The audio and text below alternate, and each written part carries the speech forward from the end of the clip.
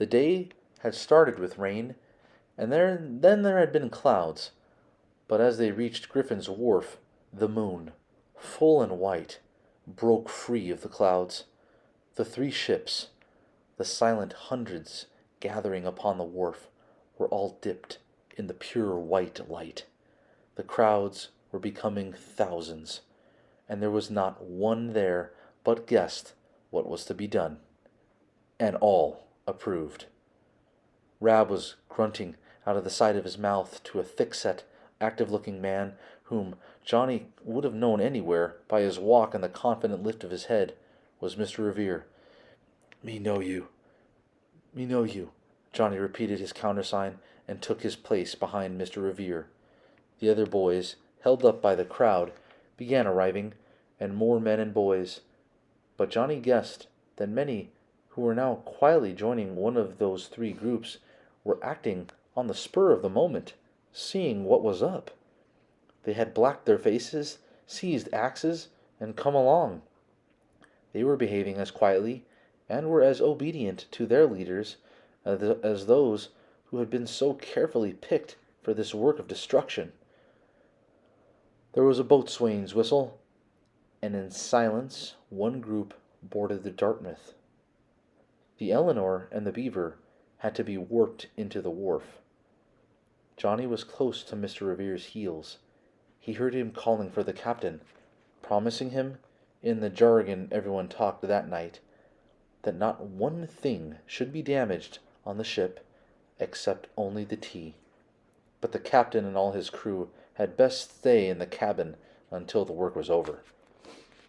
Captain Hull shrugged, and did as he was told, leaving his cabin boy to hand over the keys to the hold. The boy was grinning with pleasure. The tea party was not unexpected. "I'll show you," the boy volunteered, "how to work them hoists. I'll fetch lanterns, mister." The winches rattled, and the heavy chests began to appear. 150 of them. As some men worked in the hold, others broke open the chests and flung the tea into the harbor. But one thing made them an unexpected difficulty. The tea inside the chests was wrapped in heavy canvas. The axes went through the wood easily enough. The canvas made endless trouble. Johnny had never worked so hard in his life. He had noticed a stout boy with a blackened face working near him. The boy looked familiar, but when he saw his white, fat hands, Johnny knew who he was and kept a sharp eye on him. It was Dove.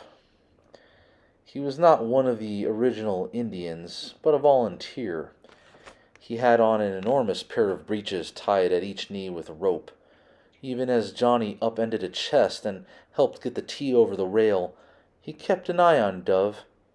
The boy was secretly scooping tea into his breeches. This theft would come to several $100s in value, but more important, it would ruin the high moral tone of the party. Johnny whispered to Rab, who put down the axe he had been wielding with such passion and grabbed Dove. It wasn't much of a scuffle. Soon, Dove was whining and admitting that a little of the tea had happened to splash into his breeches. Johnny got them off and kicked them and the many pounds of tea they held into the harbor. "He swim good," he grunted at Rab, for everyone was talking Indian that night. Rab picked up the fat Dove as though he were a rag baby and flung him into the harbor. The tea was thicker than any seaweed, and its fragrance was everywhere. Not a quarter of a mile away, quite visible in the moonlight, rode the Active and the Kingfisher. Any moment the tea party might be interrupted by British Marines. There was no landing party. Governor Hutchinson had been wise in not sending for their help. The work on the Dartmouth and the Eleanor finished about the same time. The Beaver took longer, for she had not had time to unload the rest of her cargo, and great care was taken not to injure it. Just as Johnny was about to go over to see if he could help on the Beaver, Mr. Revere whispered to him, Go get brooms. Clean 'em deck. Johnny had a parcel of boys brush the deck until it was clean as a parlor floor. Then Mr. Revere called the captain to come up and inspect. The tea was utterly gone, but Captain Hall agreed that beyond that there had not been the slightest damage. It was close upon dawn when the work on all three ships was done, and yet the great, silent audience on the wharf, men, women, and children, had not gone home.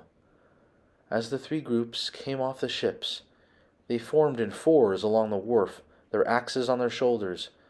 Then a hurrah went up, and a fife began to play. This was almost the first sound Johnny had heard since the tea party started, except only the crash of axes into sea chests, the squeak of hoists, and a few grunted orders. Standing quietly in the crowd, he saw Sam Adams, pretending to be a most innocent bystander. It looked to Johnny as if the dog fox had eaten a couple of fat pullets and had a third in his mouth. As they started marching back to the center of town, they passed the coffin house at the head of Griffin's Wharf. A window opened. "Well, boys," said a voice, so cold one hardly knew whether he spoke in anger or not. "You've had a fine, pleasant evening for your Indian caper, haven't you? But mind, you've got to pay the fiddler yet." It was the British Admiral Montag. "Come on down here," someone yelled, "and we'll settle that score tonight." The Admiral pulled in his head and slapped down the window. Johnny and Rab knew, and men like the observers knew, but best of all, Sam Adams knew, that the fiddler would have to be paid.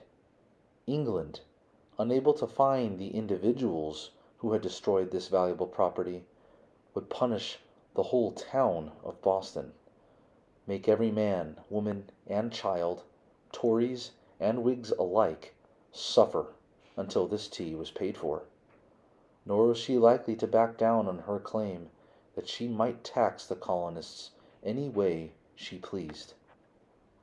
Next day, all over Boston, boys and men, some of them with a little paint still showing behind their ears, were so lame they could scarce move their fingers, but none of them, not one, told what it was that had lamed them so.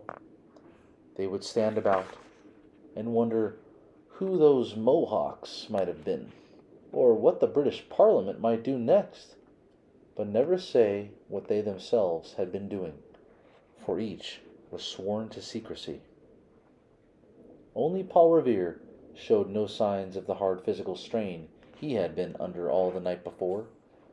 Not long after dawn, he had started on horseback for New York and Philadelphia with an account of the tea party.